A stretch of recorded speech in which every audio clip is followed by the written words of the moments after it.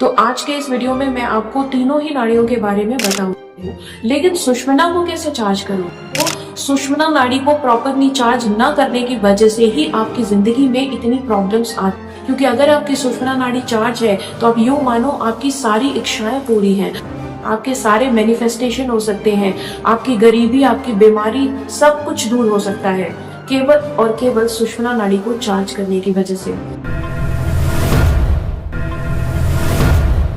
तो दोस्तों, आज मैं आपको बहुत ही आसान तरीके से ये बताऊंगी कि आपके शरीर में जो नाड़ियां होती हैं उनका क्या काम है और उनमें से जो 3 प्रमुख नाड़ियां हैं वो आपकी जिंदगी को किस तरह से प्रभावित करती है।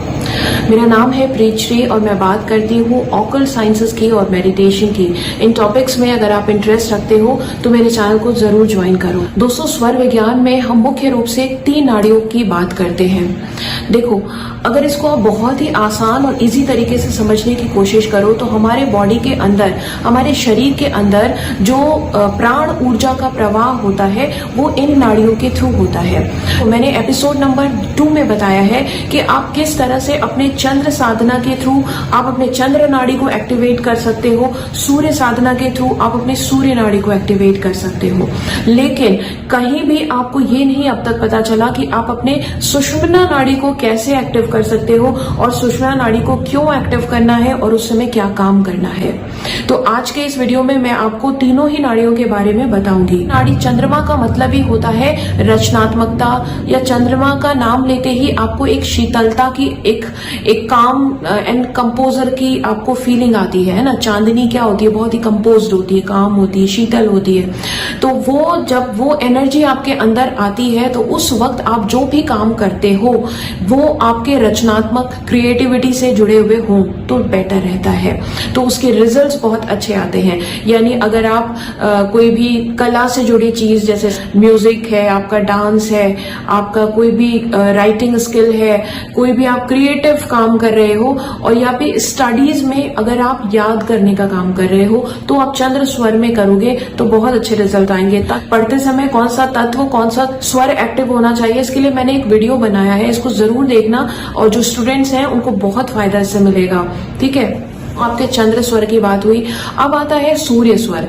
तो सूर्य स्वर में क्या है ना, आपके जितने भी कर्म हैं, फिजिकल काम करने के समय, ठीक है, आप यूं समझ लो आप सीढ़ी चढ़ उतर रहे हो, आप ट्रैकिंग कर रहे हो, या जिसमें भी आपकी फिजिकल एनर्जी लग रही है वो सारे काम आपको सूर्य स्वर में करने चाहिए। ओके, अब जो मेन क्वेश्चन है, जो मेन कंफ्यूजन है वो है सुषुम्ना नाड़ी को लेकर। जो आपका ईड़ा नाड़ी होती है, जो आपका चंद्र स्वर है, उसको तो आप चंद्रमा की एनर्जी से चार्ज कर लेते हो।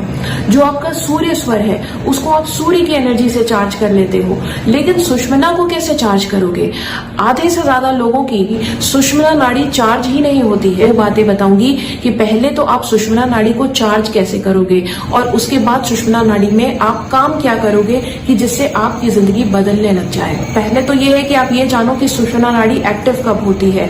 तो देखो, जब ये स्विच होती है, जब आपका स्वर स्विच होता है, यानी चंद्र से सूर्य या सूर्य से चंद्र पे आ रहा होता है, तो बीच का जो 60 सेकंड से लेकर 90 सेकंड्स तक का जो टाइम होता है उसको हम सुषुम्ना नाड़ी का समय कहते हैं। बहुत सारे लोग कहते हैं कि मैडम मेरा हर वक्त सुषुम्ना नाड़ी ही चलती है, तो ऐसा नहीं होता, रेशियो अलग होता है। देखो, आपका स्वर, आपका दोनों ही नॉस्ट्रल से आपकी सांसें हर वक्त आती हैं, लेकिन एक से कम आती है, एक से ज्यादा आती है, तो हम उस स्वर को एक्टिव मानते हैं जिससे ज्यादा आ रही हो। लेकिन जब सुषुम्ना का समय होता है तो दोनों से बराबर आ रही होती है। ठीक है, तो वो है सुषुम्ना का समय।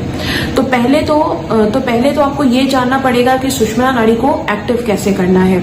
तो सुषुम्ना नाड़ी को एक्टिव करने का सबसे आसान तरीका होता है कि आप ये ज्ञान मुद्रा में बैठो।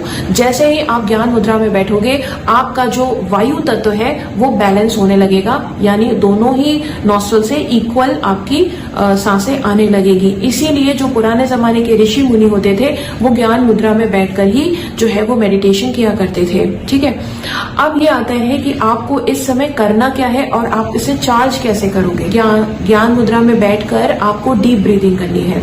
The moment you will start doing deep breathing, you yourself can conclude कि यस, नाउ योर सुषुम्ना नाड़ी इज फंक्शनल। तो उस केस में जब आपको ये पता चल जाए कि अब आपकी सुषुम्ना नाड़ी एक्टिव है, तो आपको परमात्मा के जिस स्वरूप को आप जानते हो, ठीक है, उनके नाम की चैंटिंग स्टार्ट करनी है। चाहे बोल के करो, चाहे मन में करो, ये आपकी इच्छा पे है। अपनी एक मनोकामना को अपने मन में रखो और अपने प्रभु का नाम चैंट करो। नाम चैंट करने से आपको एक नॉर्मल टाइम में जब आप जो है अपने डेटी का नाम चैंट करते हो, तो आपको जितना फायदा होता है उससे 1000 गुना ज्यादा फायदा आपको सुषुम्ना नाड़ी के एक्टिवेट होने के वक्त अगर आप चैंट करते हो तो होगा। इसलिए क्योंकि जब सुषुम्ना नाड़ी एक्टिव होती है तो आपका जो कनेक्शन है वो डायरेक्ट डिविनिटी से हो चुका होता है, स्टैब्लिश होता है। जब हम नॉर्मल केस में मेडिटेशन करने बैठते हैं तो कनेक्शन को स्टैब्लिश करने में ही बहुत वक्त लग जाता है, लेकिन अगर आप सुषुम्ना नाड़ी के समय में मेडिटेट करना स्टार्ट करोगे तो अद्भुत रूप से आपका कंसंट्रेशन, फोकस सब बढ़ेगा और आपका कनेक्शन बहुत तेजी से स्टैब्लिश होगा।